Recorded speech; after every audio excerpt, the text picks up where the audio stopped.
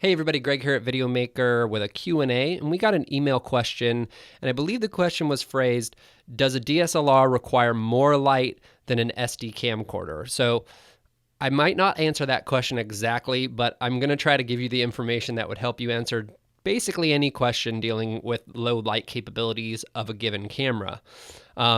So what it comes down to is the size of the sensor and the number of pixels packed into a sensor, and then the type of sensor that it is. Those are sort of three factors that at least control your camera's ability to sort of capture light. Now, before it gets to your sensor, there's also the lens that you have to consider. So the lens may let more or less light in. For instance, an f1.2 lens is going to let more light in than an f4 lens. So that's that maximum aperture. So that is one consideration, especially with a camcorder that has a fixed lens, is what is that maximum aperture? Because even if you have a super sensitive sensor, if you've got an f5.6 lens, you're going to struggle in low light more than you would certainly with an f1.2 lens. So those are sort of the caveats. So the sensitivity of the sensor itself. So some sensors might be a little more sensitive than others depending what type of technology they use.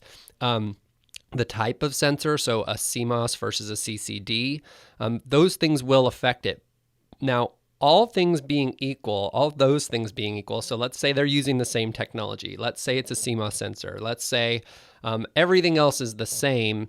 Then it comes down to, I'm going to call the photosite size. Now, your sensor is basically like the digital version of film, and some people will say it's got pixels, but I like to use the term photosite because I think it's a little more accurate for what it does. And they're little light gathering squares or circles, just little, things on your sensor that gather light. And so your sensor has a resolution.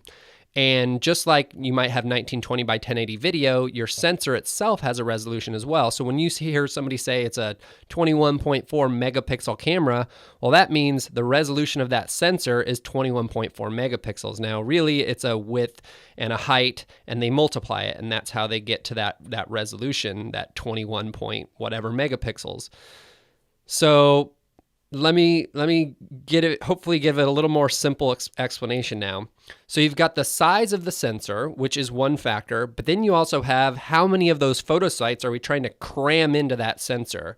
Because basically the bigger a photosite is, the better it's going to be at capturing light because it's got more surface area.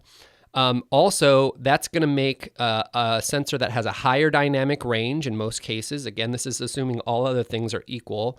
And also going to have less noise, so a better signal-to-noise ratio. And that's key for low light. You want to have less noise in that image when you're not having as much light hitting your sensor. So it sounds really easy, right? Because, hey, bigger sensor, bigger photosites. But again, it's how many are crammed into that sensor. So let me sort of give you an example here. Let's say this is a full-frame sensor right here.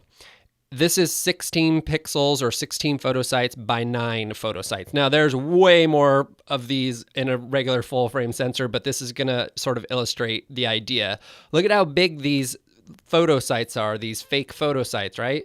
Now, let's put the same one. So if this is a full-frame sensor, now let's put the same one, the same number of photosites on a smaller sensor, and look what happens, right? So now, even though it's still 16 by 9, they're much smaller because we're cramming them into a smaller sensor.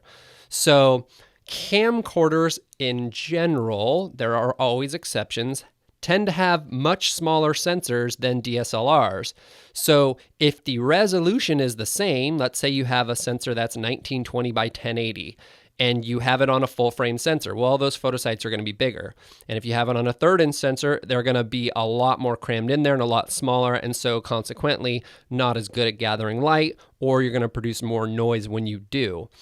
So it would be really simple and easy then if all sensors were 1920 by 1080 for HD footage. 4K would have to have more, SD would have fewer, but really what it comes down to is that pixel density.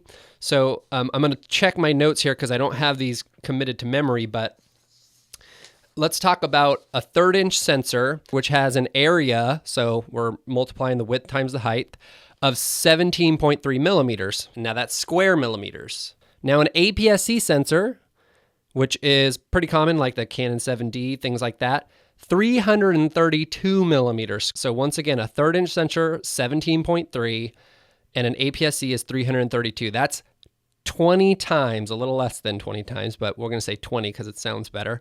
20 times bigger than a 1/3 inch sensor, 20 times more space to fit those pixels in. And a full frame sensor is 864 millimeters. Now, some of them might vary a little, but this is a general idea here. 864, which is 2.5 times bigger, 2.6 really, than an APS-C sensor, and 50 times bigger than a 1/3 inch sensor. So it's all microscopic, right? So we're talking about, sensors that are really about this big, but the relationship is that there's so much more room on these full frame sensors to pack those photo sites in. So in general, bigger sensors are going to deliver better low light. But again, pixel density, how many are we cramming into that area? So I'm going to just give you quick examples, and then I'm going to be on my way. So a 5D Mark III, the Canon 5D Mark III, well, really, it's a photography camera at its heart. So it actually has 5,760 pixels wide, or photo sites wide, and 3,840 vertically, which is 22,118,600 photo sites that they have to cram in there.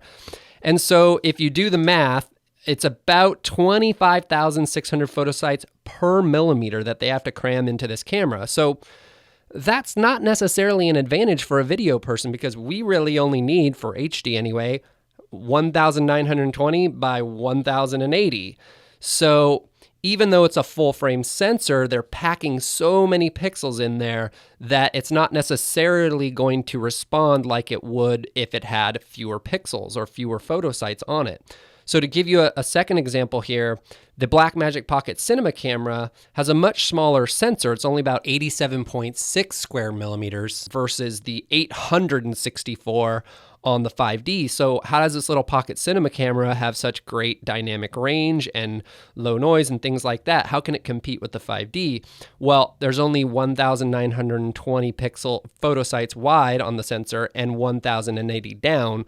So it's got 2,073,600 photo sites, and that's all it has to pack, even though it's smaller. So there's 23,671 photo sites per millimeter. I know it's a lot of math, but the idea here is, even though the 5D has a full frame sensor, it still has to pack over 25,000 photo sites in there because it's got a much higher resolution. And even though the Blackmagic Pocket camera, for instance, has, a much smaller sensor, it only has to pack 2 million or so photo sites in there. So it's got a much better, they can still keep the photo sites around the same size. So it's a long answer to a very short question. I mean, in general, smaller sensors aren't going to behave as well in low light. That's just in general. But there are exceptions, and it really comes down to the pixel density, the size of the photo site, and then the sensitivity of that photo site. So, the A7S has new technology that really allows those photo sites to respond well to light and be more efficient at gathering light. So